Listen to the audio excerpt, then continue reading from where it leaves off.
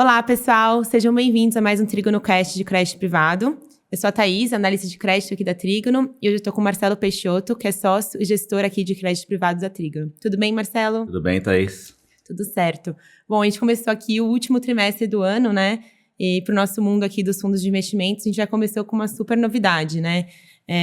Dia 2 de outubro, né? Entrou em vigor o novo marco, né, regulatório dos fundos de investimento, a resolução da CVM 175, que visa, né, trazer as melhores práticas aqui para o nosso mercado brasileiro. Era uma resolução que era para ter saído lá em abril, mas acabou sendo postergada, né, pela complexidade, né, e pelo mercado ter que se adaptar a todas as mudanças que essa nova resolução vai trazer aí para os fundos, para os investidores, né? Você quer contar pra gente, Marcelo, o que é essa nova resolução? Perfeito. A gente começa a nossa resenha mensal do mês trazendo um pouco das principais mudanças, né? Em um alinhamento interessante às melhores práticas internacionais, né, Thaís? Então, acho que a primeira grande novidade, né, a gente traz aqui as principais, né, que a gente colocou no slide aqui, resumo, né, é a questão de dar acesso, né, algo que antes estava restrito só ao investidor qualificado, né, aquele investidor que investe acima de R$1 milhão, a possibilidade de investir até 100% no exterior, também ao investidor do varejo, né? Então, algo que estava restrito só ao qualificado, agora também tem acesso a todo tipo de investidor, incluindo o varejo, né? Outra novidade, né, os FDICs de cotas sêniores, né, agora também são oferecidos ao público em geral, que antes não era. Né? Tem mais coisas, né? Algo assim em sentido de dar maior transparência também, né? Teve preocupação da CVM em colocar na normatização 175, né? As taxas, né, nos regulamentos dos fundos, agora elas têm que discriminar o que é taxa de administração, o que é taxa de gestão, o que é taxa de distribuição, né? Isso vai muito em prol da transparência, né? É muito importante, aí o investidor vai poder ver, né, o quanto ele paga por cada um desses componentes, né? Outra coisa, os fundos socioambientais, né, eles vão ter que informar, né, os benefícios e o alinhamento às práticas de ESG, né? Algo que vem naquela linha de combater o greenwashing, né? Então, isso vai ficar muito mais claro para o investidor se um fundo realmente, né, ele é ESG ou não, né? Ou se é só no rótulo, né? Então, tem muita coisa que vem muito para melhorar, né, as práticas, né? Outra coisa importante que muda, né? Antigamente, as carteiras dos fundos, eles ficavam públicos na CVM depois de 3 meses, agora passa a ser 6 meses, né? Então, a confidencialidade das carteiras ficam por mais tempo, né, antes de serem visíveis a todos, né? Para quem gosta de criptoativos, né, os fundos antes eles investiam via índices, né, obrigatoriamente via índices referenciados, né? Agora eles podem investir diretamente nesses ativos, né? E algo que vai ser bem transformacional, na minha opinião, né? A gente que investe em América Latina e que conhece a estrutura offshore desses fundos, a partir de abril de 2024, isso ainda vai levar um pouco mais de tempo, né? Poderão ser criadas aquelas classes e subclasses, né? Isso é muito importante porque cria eficiência, né? Simplifica a quantidade de fundos, porque essas classes e subclasses, né, elas podem ter taxa de administração, valor inicial de investimento próprios, né, cada uma delas, e público-alvo diferenciado. Então, você simplifica custos, quantidade de fundos, a operação fica mais simples. Então, essa é uma melhoria importantíssima na indústria, que a partir de abril de 2024, né, as gestoras vão poder se preparar e passar a oferecer também para os investidores já classes e subclasses de fundos. Então, eu vejo como bastante positivo, né, um avanço da indústria, né, como você falou, em prol da modernidade, em prol de alinhamento de práticas internacionais. Então, bastante positivo. E a gente tentou deixar na nossa resenha mensal destacando esses principais pontos, as grandes novidades, vamos dizer assim. E Marcelo, essas são as principais alterações, mas vai ter alguma alteração aqui para os nossos cotistas por causa dessa resolução ou não? A gente procura se adequar, né, em relação a tudo aqui. Para o nosso fundo, principalmente, né, O Pulsar, em algum momento, a gente com certeza vai poder ir 100% no exterior, e o Pulsar hoje a gente sabe que é um veículo que pode ir até 20% no Latam Corporate Bonds redeado, né? Então, essa é a principal mudança aqui no nosso dia a dia aqui do crédito privado, né? Não, muito do nosso legal. produto. Bom, isso foi o que aconteceu aqui no mercado local, né? Aqui no nosso mercado de fundos. Mas quando a gente olha para fora, também tem muita coisa acontecendo, né? Acho que a gente viu aí as treasuries continuando, né? Uma toada de subida, né? Por diversos fatores externos. Acho que as autoridades monetárias, né, globalmente, têm falado que os juros vão permanecer em patamares elevados por mais tempo, né? Não vai ter um afrouxamento nesse sentido. É o que estão falando de higher for longer, né? O mercado está usando bastante esse termo. Mas acho que tem outros motivos também, né, Marcelo, dessa taxa estar aí mais elevada.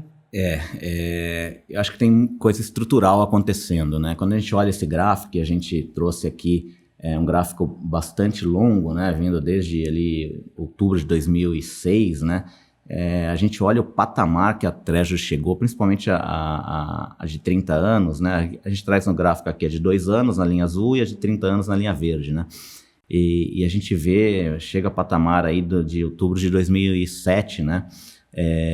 E claro, quando a gente olha uma Treasury mais curta, a gente pensa mais em inflação, né? Que já dá sinais de queda, né? Mas ainda em níveis elevados, né? Mas quando a gente olha mais para a Treasury de 30, a gente está falando de questões mais estruturais, questões fiscais, né? Então esse gráfico mostra para a gente que nos últimos tempos, né, um investidor está pedindo mais prêmio para comprar um dos melhores riscos do mundo, que sempre foi o safe haven, que é o título de tesouro norte-americano, né? Então, tem questões aqui estruturais, né? Primeiro que os Estados Unidos flertou de novo lá com o shutdown, né, com a paralisação do governo, da dívida, porque toda vez que chega nessa questão do teto do gasto deles, republicanos e democratas não se acertam, e o impasse se resolve no último minuto, e isso deixa o mundo sempre muito preocupado, né, porque é uma questão muito importante e relevante, né. Outra questão é que a geopolítica pesa muito, né? Países como Rússia e China, eles vêm vendendo treasury, desfazendo desses papéis há um bom tempo, né? Então, quando a gente olha o estoque de treasury desses países, né, é cada vez menor. Então, essas vendas grandes dessas posições por parte desses países em conflito geopolítico com os Estados Unidos faz com que a taxa, o yield desses títulos aumentem, né? Então, esse é um outro fator.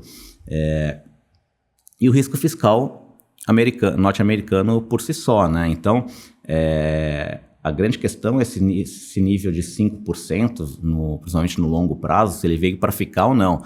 Muito se falou também de stop loss de fundos, de hedge funds, né? Porque quando tem essa subida abrupta, né, tem fundos que desarmam posições, né? E isso também pode ter acontecido ali no curto prazo, né? Então, essa é uma pergunta de $1 milhão, vamos dizer, né?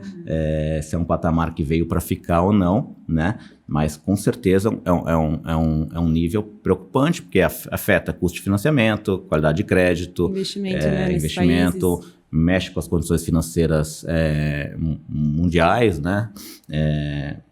Isso também é reflexo, né, Marcelo? A gente até falou aqui em outras oportunidades do rebaixamento, né, do rating dos Estados Unidos, também é refletido aí, né? Os investidores, eles acabam, por um risco de crédito pior, pedindo mais prêmio para poder estar investido nesses papéis, né? Com então, certeza. Isso também é reflexo. As treasuries são referências mundiais, né? Sim. Tudo se negocia a um spread acima de treasury, né? Então, no mundo de crédito, né? Então, quando a treasury se eleva de patamar, o custo de dinheiro encarece no mundo, né? Então, por isso que essa referência e por isso que é preocupante, né? Então, esse é um pouco do que a gente viu ao longo do mês.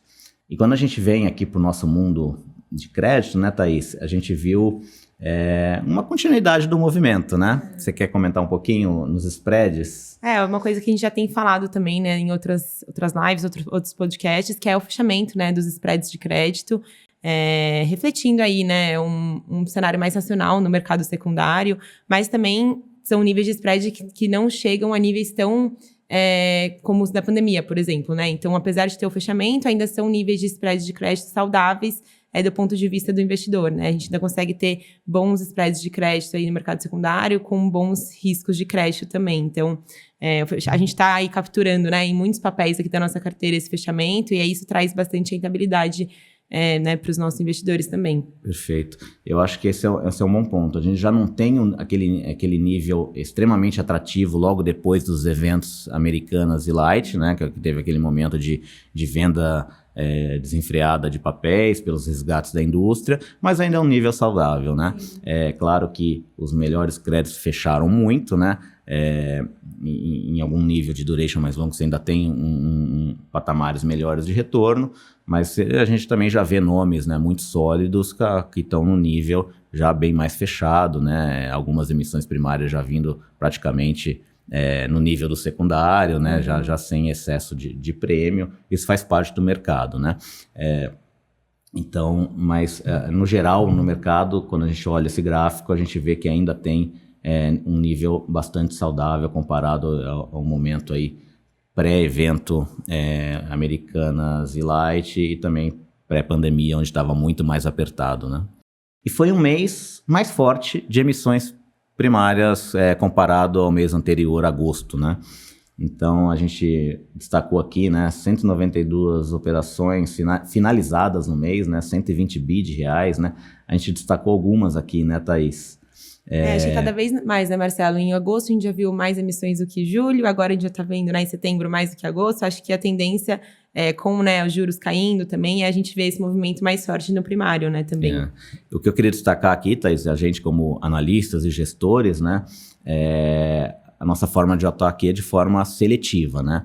A gente sempre quer ver aqui na Trígono 2 fatores para entrar numa emissão, né? A gente tem que gostar do fundamento e a gente tem que gostar do nível, né? Então, muitas vezes a gente vai para um comitê de crédito, a gente aprova o crédito, porque a gente gosta do fundamento, mas a gente não entra no papel, né? A gente deixa o crédito aprovado e esperando uma futura abertura de spread para posicionar e para comprar, né? E também tem, às vezes, né, alguma empresa que o risco de crédito é bom, mas que pode pontualmente trazer algum risco que a gente também prefere esperar um pouco mais, ver como o mercado vai se comportar, ou, né, como a empresa pode talvez refinanciar alguma dívida que esteja mais de curto prazo para poder entrar nessa emissão, né? Então, fazer esse trabalho também, independente da emissão estar atrativa em termos de prêmio, também fazer esse trabalho se vale a pena entrar nesse momento ou não, né? Às vezes, no secundário, essa taxa pode abrir, a gente pode comprar mais futuramente, então também fazer toda essa análise. Exatamente. Muitas vezes a emissão primária acaba reprecificando o secundário, né? Isso é importante.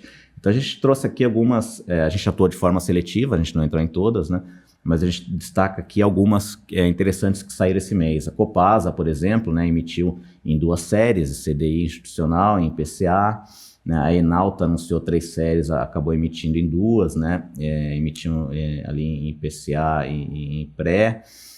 A Egea, né, emitiu em 2 séries CDIs, né? A Eletrobras, né, fez uma emissão de 7 bi, né? E aí os bancos de montadora, a gente está vendo eles bastante ativos, né? A gente está sendo bastante seletivo, né? A gente está vendo as taxas comprimirem bastante, né? A gente gosta, excelente risco de crédito, né? Mas a gente acha que alguns deles já saem com as taxas bastante apertadas. Então, basicamente é isso. A gente está sendo bastante seletivo nessas emissões primárias, nos papéis que vêm a mercado. Acho que é interessante ver a diferença, né, entre a taxa teto e a taxa final. O estreitamento, né, da taxa final em relação à taxa teto mostra realmente o apetite dos investidores, né, para tomar esses riscos e mostra que o mercado está bem aquecido de fato, né? Perfeito. E o fluxo de recursos favorável para a classe de ativos, ou seja, uma recuperação em relação àquele primeiro trimestre do ano que a gente viveu bastante difícil em crédito privado, né? Então, o mercado está bem ativo mesmo. E agora a gente entra um pouco no Pulsar, né? Comentando para vocês como é que está a nossa carteira, como é que foi o mês. Então, o Pulsar hoje está com 44 milhões de reais na estratégia. Relembrando rapidamente, o Pulsar é um fundo de crédito privado, um fundo que a gente chama de híbrido, né? Porque ele atua tanto no crédito privado brasileiro quanto no latino-americano redeado, né? Ele é um D mais 30, né? Ele tem 1% de taxa de administração e 20% de performance fee. Acho que é legal falar, né, Marcelo, que a nossa estratégia é um fundo high grade, né? Então a gente sempre vai buscar os melhores riscos de crédito, aí como a gente já comentou antes. Exatamente. Bom, no mês a gente rodou um pouco abaixo do CDI, porque a gente teve a marcação de 2 papéis, tá? Que influenciaram o nosso desempenho mensal. Um deles, setor de transporte e logística, outro setor químico, né? O resto da carteira rodou super bem e quase compensou totalmente esses 2 papéis, né? No acumulado desde o início, a gente está rodando 80% CDI. E aqui a gente traz uma fotografia da nossa carteira aí no final do mês de setembro, né, Thaís? Uhum. A nossa carteira está com um carrego de 2,18, né, que é 117% do CDI, com prazo médio de 2,60, e o rate médio da carteira é um duplo a mais, aí mostrando, né, de novo, os melhores riscos de crédito. E aí o foco aqui, né, a concentração dos ativos é principalmente debentures, então mais de 70% está alocado em debentures no mercado local, 11,9% em letras financeiras de bancos e o restante permanece em caixa aí para a gente continuar buscando as melhores oportunidades de investimento aí conforme forem aparecendo. Esse nível de 15% de caixa a gente julga um nível bastante apropriado para um produto D30, né? Nos permite participar das emissões primárias, nos permite buscar oportunidades no mercado secundário de papéis e é adequado para um produto aí de D30 também. E aí por setor, né, acho que essa figura aqui vocês já percebem, né, os 3 setores que a gente mais gosta ali encabeçam a lista, né, são setores mais resilientes, né, regulados, onde a gente vê previsibilidade de fluxo de caixa, são os setores que a gente mais gosta aqui e que tem essa consistência de ser os que a gente está mais exposto aqui. Então, energia elétrica a gente representa 15% do nosso fundo. Setor financeiro, né, bancos de primeira linha, né, a gente só está exposto a bancos de primeira linha, 12%. Setor de saneamento, 10%. Transporte e logística, quase 8%. E locação de veículos, 7,5%. Uhum. E fica o convite, né, Marcelo? A gente fez uma live nesse mês de um setor que não está aí, mas que a gente também julga ser resiliente e que a gente vai falar bastante coisa interessante sobre o setor, a dinâmica de mercado e de emissores, tanto aqui no Brasil quanto na América Latina, que é o setor de papel e celulose. Então, fica o convite aí para vocês, se não participaram da live, né, se não puderam assistir, para poderem conferir que está no nosso site do YouTube. E aproveitando, deixando sempre já pré-agendado com todos, né? Essas nossas lives são mensais de crédito privado, né? Vocês estão todos convidados. E é sempre na terceira segunda-feira de cada mês, às 7 horas, 7 da noite. Exatamente. Bom, e acho que por hoje... Por hoje é só. É só, né? A gente convida vocês a continuarem acompanhando a gente pelas redes sociais, pelo canal da Trigo no YouTube, pelo Instagram. E qualquer dúvida, a gente está sempre à disposição. É isso aí. Obrigado a todos. Obrigada. Tchau, tchau. Tchau, tchau.